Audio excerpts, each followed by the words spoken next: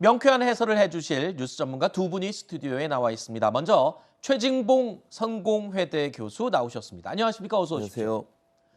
이어서 윤희석 전 국민의힘 대변인도 함께합니다. 안녕하십니까? 어서 오십시오. 자, 박병석 국회의장이 민주당발 검수완박을 위한 마지막 관문을 결국 열어줬습니다. 어제 오후 5시였죠. 본회의를 소집해서 검수완박 법안 2개 가운데 1개인 검찰청법 개정안을 직권 상정했습니다. 국민의힘은 필리버스터, 즉 무제한 반대 토론을 시작했는데 그마저도 여야 교대로 진행되면서 의미가 퇴색됐습니다.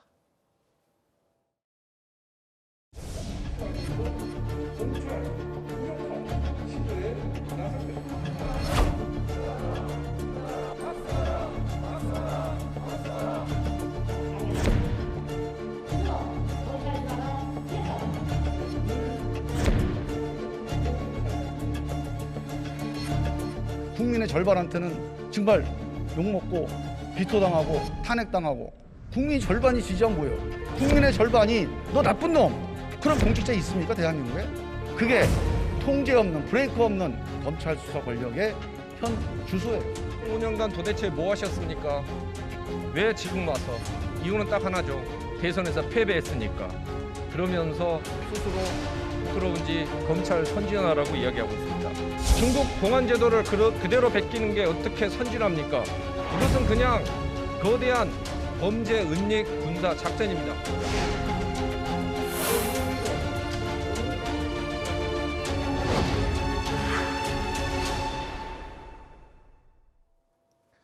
보신 것처럼 이렇게 진행된 본회의 어젯밤 자정에 종료됐습니다.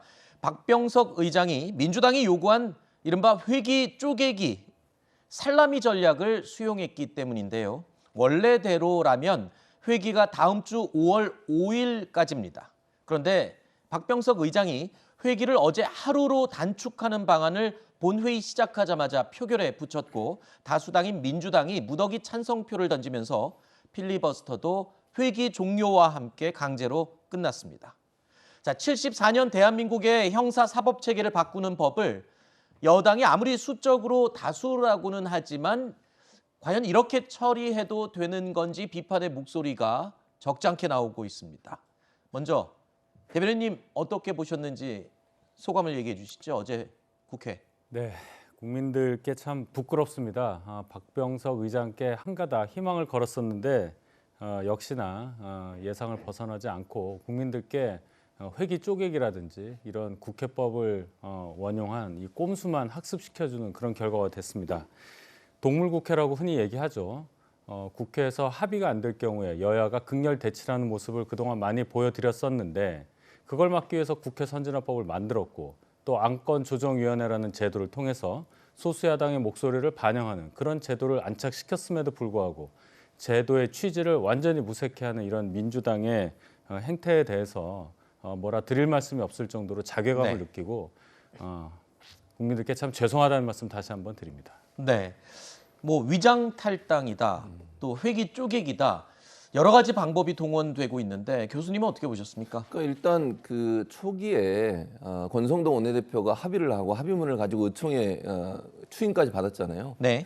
그리고 나서 갑자기 입장을 바꿔가지고 이틀 만에 다시 반대한다 이렇게 나오면 합의 정신 자체가 완전히 무너지는 겁니다. 그 당시에 박병석 의장이 그런 얘기를 한 적이 있었어요. 두 원내대표 불러고 또 권성동 그 원내대표는 그렇게까지 얘기했다고 언론에 보도 나온 걸 보면 본인이 불러준 대로 거의 다 법안에 들어갔다 중재안에 그렇게까지 얘기했다는 보도가 나오고 있는 상황인데 그렇게 해서 합의를 해서 의총에서 국회의원들, 국민의힘 의원들까지 다 동의하신 내용을 이틀 만에 뒤집는 것도 상식적으로 이해가 안 되는 거죠. 그러니까 결국 명분을 준 거예요.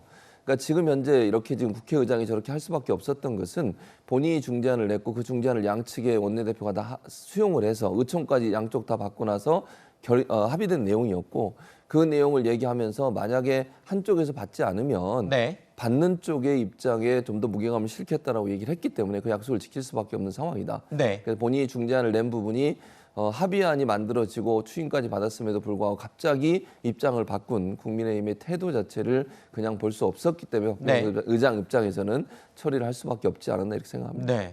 일단 국민들 입장에서는 또 생소한 내용이긴 하지만 회기 쪼개기. 자, 어제를 시작으로 회기 쪼개기가 본격화됩니다. 어제 회기에 상정한 법안을 통과시키려면 다시 새로운 회기를 열어야 하는데요. 민주당과 박병석 의장은 국회법에 따라서 사흘 뒤에 새로운 본회의를 열게 됩니다. 바로 내일 모레죠. 4월 30일입니다. 그리고 자동으로 가장 먼저 올라오는 검찰청법 개정안을 통과시킨다는 계획입니다. 그러면서 남겨두었던 검수완박 두 번째 법안, 즉 형사소송법 개정안을 일단 올려놓고 또다시 사흘 뒤인 5월 3일에 또다시 새로운 본회의를 열어서 표결을 결국 마무리 짓겠다는 계획입니다. 자, 이렇게 박병석 의장까지 동원해서 회기를 3번이나 쪼개가면서 검수완박을 완수하려고 민주당은 밀어붙이고 있습니다. 그런데 국민들이 보기에도 국민의힘이 너무 무력하게 바라보고만 있는 게 아닌가 이런 생각도 드는데요. 의석수가 너무 적습니다. 그리고 민주당이 가진 의석수가 너무 많습니다.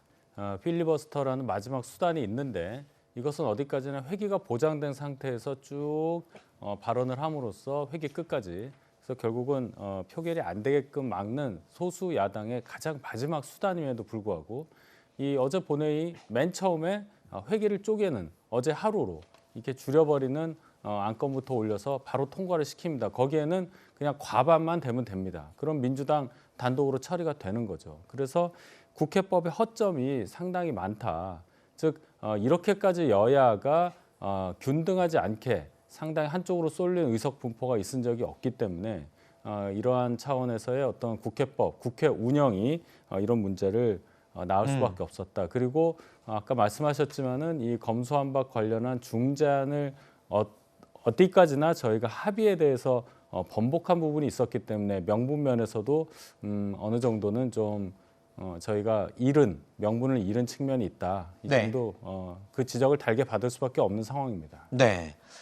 하지만 민주당도요. 사실 이 검수완박 법안 내용 가운데 공익적인 수사 또 보완적인 수사 부분을 지나치게 배제했다라는 비판을 많이 받았어요. 그래서일까요? 어제 이 국회의 본회의에 올라간 법안 내용 중에 일부 바뀐 부분이 있다고요. 논란이 됐던 부분 가운데 하나가 바뀐 것으로 지금 알려져 있죠? 네, 그렇습니다. 이제 부패 경제 범죄 중에 대통령으로 정하는 중요 범죄를 부패 경제 등으로 바꿨죠. 이것 원래대로 다시 바꿔놓은 거죠. 예, 그렇죠. 그러니까 이제 원래는 중이라고 하면 완전히 이제 그 명확하게 부패하고 경제만 하게 돼 있는 거잖아요. 근데 사실은 이제 민주당의 원내대표 말을 들어보면 이게 그러니까 국민의힘 입장을 바꾼 뒤에도 협의가 계속 있었던 것 같아요. 권성동 원내대표와 민주당 그 박홍근 원내대표 간에 계속 협의가 있었고 그 내용의 일부가 지금 받아들여진 거거든요. 그러니까 네. 중에서 등으로 바꾸면 조금 더 확장될 수 있는 여지가 남긴 거죠. 이건 민주당 지지자들 입장에서 상당히 좀 그 반대할 수 있는 입장일 수도 있어요. 왜냐하면 네.